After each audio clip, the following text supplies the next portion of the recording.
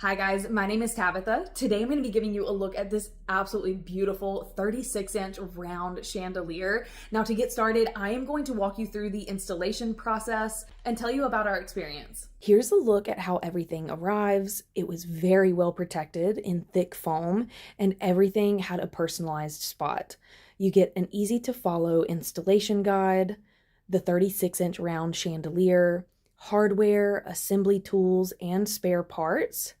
You get the ceiling canopy and multiple different size down rods so you can customize the length to your needs.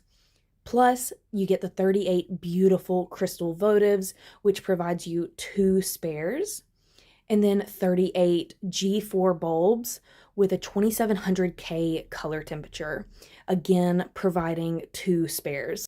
Moving on to installation, we prepared the ceiling canopy by removing the bracket and getting it secured to the electrical box in the ceiling.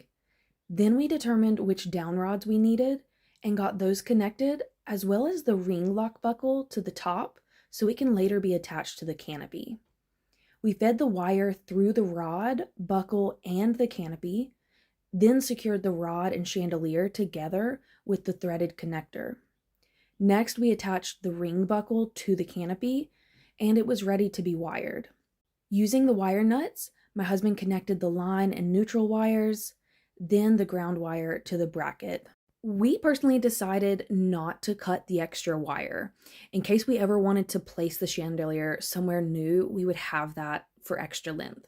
So we simply fed the extra wire into the ceiling so we could get the canopy in place and secured that with the 4 screw caps. Then it was time to put on the votives and bulbs. However, this is where we had some issues.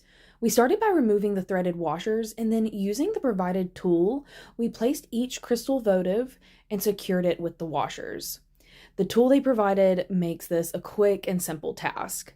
But as we placed more and more votives, the chandelier became quite heavy and could no longer be supported by the threaded connector of the down rod.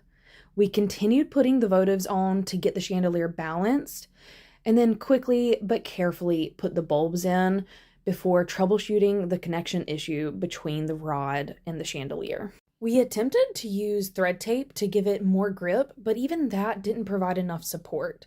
So we went back to the drawing board to find a solution and soon figured out a fix. So from our experience, because this thing is so heavy and so big, you want to make sure that you're using the proper pieces.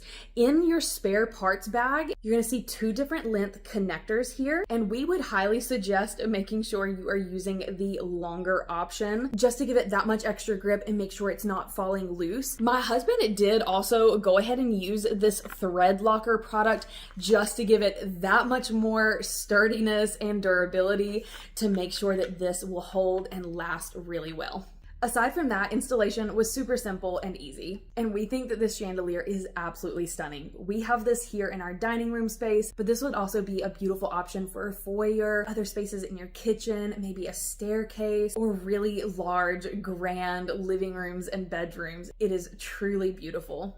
And because there are so many different rod sizes, you can fully control how low this hangs, and it can hang from a flat or a sloped ceiling. The beautiful crystal-like votives that go around the lights really help reflect the light and give it that much more of a luxurious feel. Now, we did decide to change out the lights because none of our other home lights are warm like the lights that come with this. So we did swap it out for some cool white G4 bulbs, and they work like a charm. They are absolutely perfect. This can accommodate LED, CFL, halogen, or even Edison style bulbs. So as long as it's G4 and it's the right voltage, you should be good to go.